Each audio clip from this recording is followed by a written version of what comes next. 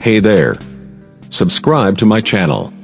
And also press this bell icon. Hi guys, what a week it has been. So many launches and the Oppo has come again with a new phone which is Oppo A5. So in today's video I'm going to talk about the specification and what's wrong with the Oppo A5. So I'm your friend Manish and machine technical Chaharji, so let's get started with the video. So let me first start with the specification of Oppo A5. It's come with a 6.2 inches of display and you're getting a notch on top of it. It's coming to the 19:9 display ratio. Plus, it doesn't have any fingerprint sensor. And what I'll talk about specification, the processor is coming with the quad-core 450 snapdragon processor. And it's coming in the specification of 3 GB RAM and 32 GB and 4 GB RAM and 64 GB.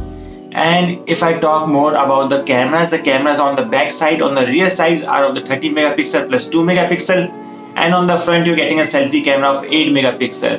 So that's all about the specification of the Oppo A5. So let me tell you what you are not getting in this phone.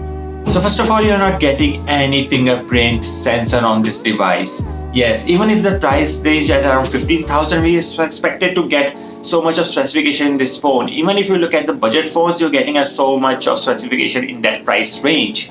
Plus the battery is on a bigger side, which is a plus point, which is a 4230. And if you talk about the price range of 15,000, here we have an option of Redmi Note 5 Pro.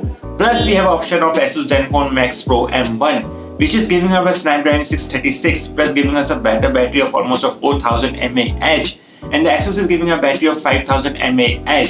And the camera quality of these phones, even if I talk about the front camera, 8 megapixel of Oppo A5 versus the Redmi Note 5 20 megapixel camera, is again a huge difference. And in this price range, I don't understand why the Oppo is launching such devices in this price range.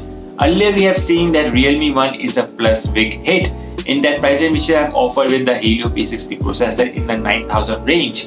But I don't understand why they have again opted out such a device which is again of a Snapdragon 450 in this 15,000 price range.